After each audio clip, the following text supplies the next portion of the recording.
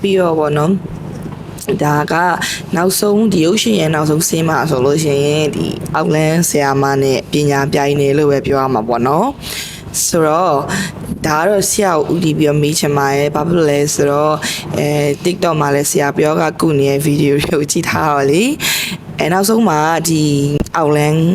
လောက်တဲ့ပညာတွေကတစ်ဖက်ပညာတွေကသွေးအံပြီးတော့အဆုံးသွားတဲ့စီမျိုးရိုက်ကူးထားတာတွေ့ရတယ်။မရှိဘဲနဲ့တော့ရိုက်ကူးမှာတော့မဟုတ်ဘူးပေါ့နော်။အဲ့တော့ဒီအထက်လန်းနဲ့အောက်လန်းအားပြိုင်တဲ့ခါမှာတော့တစ်ဖက်မှာက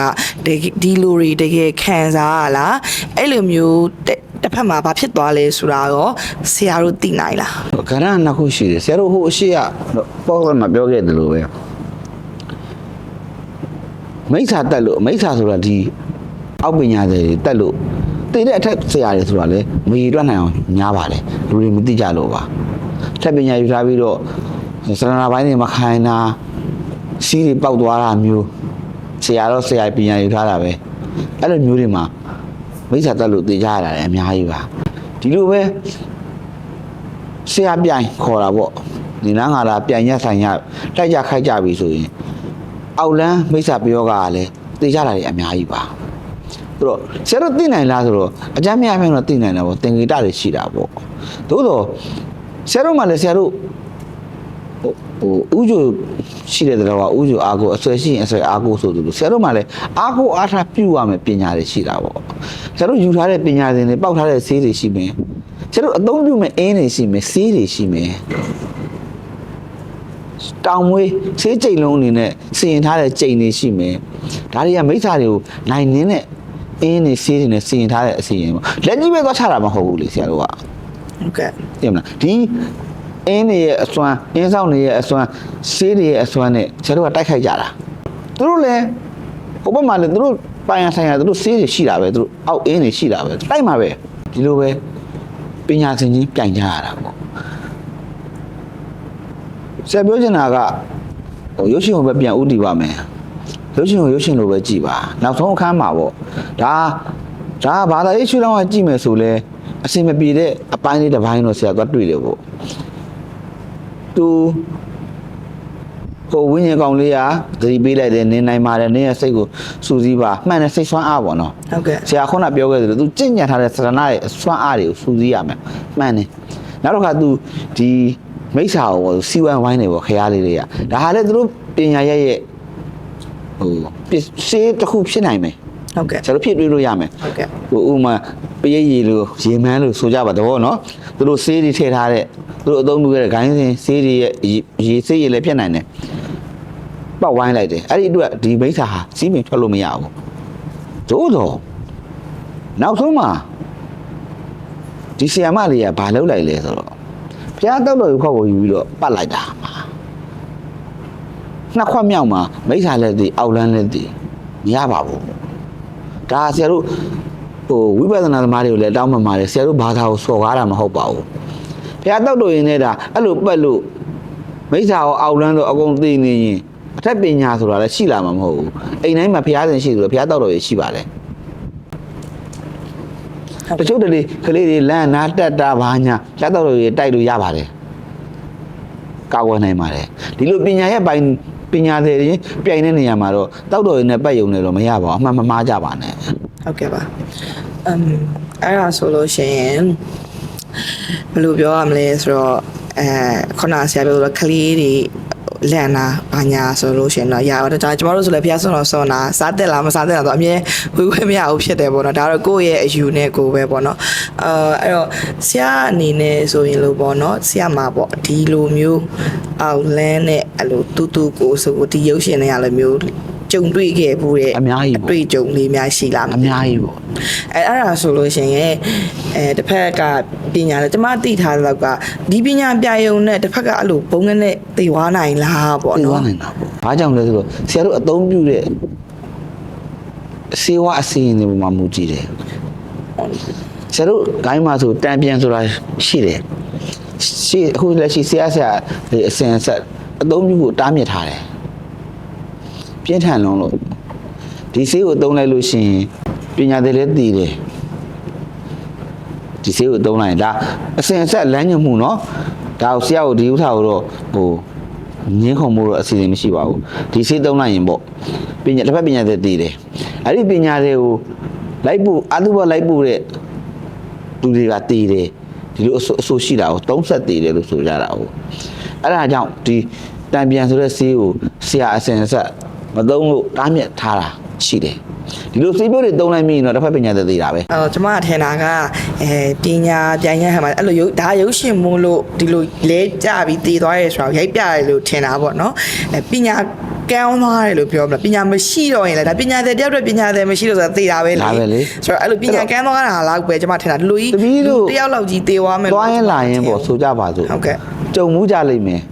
သွားရင်လာရင်နဲ့သွားနေလာနေနဲ့ဖက်ကနေဆိုပြီးတော့လဲသွားတယ်သတိလစ်သွားတယ်ကြုံမှုကြလားဟိုဘေးဥပ္ပဝန်းကျင်မှာပေါ့သွားနေနဲ့နားမထိုင်နေရင်နဲ့ရုပ်တရက်လဲကြသွားတယ်သတိလစ်သွားတယ်ကြုံမှုကြလိမ့်မယ်ဟုတ်ကဲ့ဒီလိုပဲဆရာတို့ပညာသည်တွေပညာပြန်ကြပြီဆိုရင်ဒီသူဟာပညာသည်ဆိုရင်ဆရာတို့ကခေါ်လိုက်တယ်ပေါ့စစ်ဆေးဖို့ခေါ်လိုက်တယ်ဆရာတို့ကြီးလာပြီးတော့ပူးကပ်ပြီးတော့စစ်ဆေးခံပြီးဆိုအဲ့ပညာသည်လူကလဲပြီးသတိလက်သွားတာ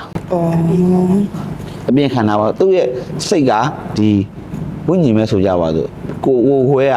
လာပြီးတော့စစ်ခံတယ်လူကြီးမဟုတ်လာပြီးတော့ပြန်ကြဆိုင်ကြတယ်ပေါ့ဆိုရင်ကျွန်တော်ပြောနန်လွင့်နေဆိုတဲ့ပုံစံလားဆရာဆင်တာပေါ့နော်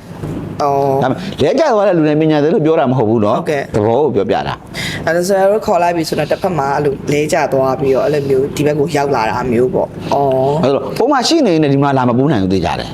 အော်သူကဒါကြောင့်ဆိုအဲ့နေရင်လည်းလာပြီးတော့အစစ်ခံတယ်အော်အဲ့လိုမျိုးလေးရှိရပေါ့နော်ဟုတ်ကဲ့ပါဆရာဘုဟုတုတလည်းရပါတယ်ဘာလို့လဲဆိုတော့ကျွန်တော်တို့ကဇက်ကားကိုသွားကြည့်ပြီးတော့လေတချို့ကလေကျတော့ဒီလိုမျိုးလားဟိုလိုမျိုးလားနောက်ကြတော့လေကိုကတာမန်လူဆိုတော့လေတာမန်လောက်နဲ့ဖြည့်တွေးလို့မတက်တာမျိုးလေးတွေရှိရပေါ့နော်အဲ့တော့ဒီနေ့သိချင်တဲ့ဟာလေးရောတော်တော်များများလည်းမေးပြပါပြီပြီးတော့လေနောက်တစ်ခုပေါ့နော်ဒီဇလန်မှာနောက်ဆုံးသူတို့စာတန်းထွေးထဲမှာလည်းပါတယ်တကယ်တော့လူဘဝဆိုတာကတန်တရားနဲ့ရှင်ခဏလေးပဲပေါ့တူလေးပါနောက်ပြီးတော့ဒီထဲမှာဆိုလို့ရှိရင်လည်းခုနပထမပိုင်းမှာပါတဲ့ခလေးလိုမျိုးပေါ့ဒီနေရာမှာစောင့်နေလို့ပြောလိုက်တဲ့အတွက်ဒီနေရာမှာနှစ်ရှည်လာများဥမာလင်းကုန်ကြီးလည်းသူ့မိဖြစ်နိုင်တယ်အမိဖြစ်တဲ့သူတောင်မှကျွတ်ပြီးတော့ဒီလိုမျိုးနောက်ဘဝတွေကိုဆက်သွားနေကြောက်ဖို့ကောင်းတယ်ပေါ့နော်ဒီလိုကြံနေခဲ့တယ်ပြီးတော့ဒီအောက်လန်းဆရာမရဲ့ဒီယောက်ျားဆိုလဲဒါခိုင်းခံရတာပေါ့နော်ဆိုတော့ဒီလိုအဖြစ်ပြက်မျိုးတွေရောအဖြစ်မှာဒီခိုင်းခံရတာပေါ့နော်အဓိကကျွန်မမေးချင်တာတော့ခိုင်းခံရတာမျိုးရှိနိုင်ပါသလားဆရာဒါဆိုရင်ဆရာတို့ပထမပြောခဲ့တဲ့အကြောင်းအရာနဲ့ပြန်ဆက်မယ်ဆရာပထမပြောခဲ့တဲ့တစ်ပိုင်းမှာအောက်လန်းပြောကားတဲ့ဖြူစားနှောက်ယှက်ခံရလို့အသက်သေဆုံးသွားတဲ့အပြင်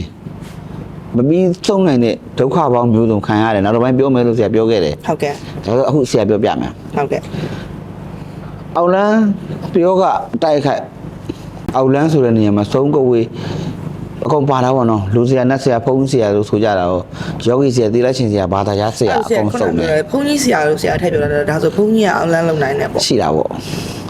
ဒါဆရာတို့စစ်ဆေးတဲ့အခါမှာအမြဲတမ်း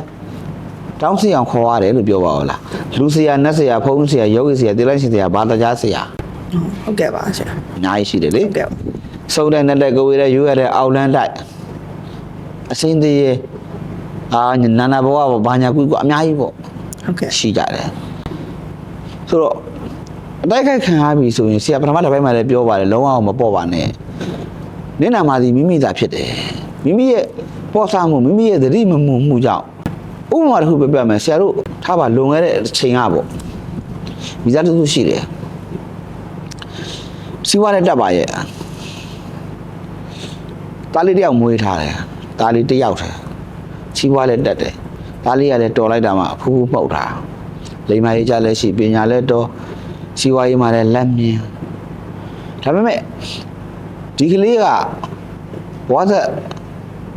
အားကြီးတယ်ပဋ္ဌာန်းဆက်တိုက်ဆက်ပြောမယ်ဆိုစောင့်ရှောက်အားကြီးတယ်သို့တော်လေဒီကလေးရဲ့မိသားစုကိုဒီအောက်လန်းနဲ့တိုက်တဲ့အခါဒီဘဝသက်တိုက်ဆက်တွေကမကာကွယ်နိုင်ဘူးဒီလိုပညာထက်တဲ့အောက်လန်းဆရာတွေဆိုရင်သူတို့ကြားဦးမှာပေါ့တိုက်တူးတာဆရာတွေမျိုးဆိုရင်တိုက်တွေကမနိုင်ရဘူးမနိုင်တဲ့အခါဒီမိသားစုကိုတနည်းတစ်ဖို့တိုက်တွေကတတိပေးတယ်အနေရှိနေပြီဆိုတဲ့အကြောင်းအိမ်မက်တော်၎င်းလက်တွေ့ဆို၎င်းတစ်ခုပေါ့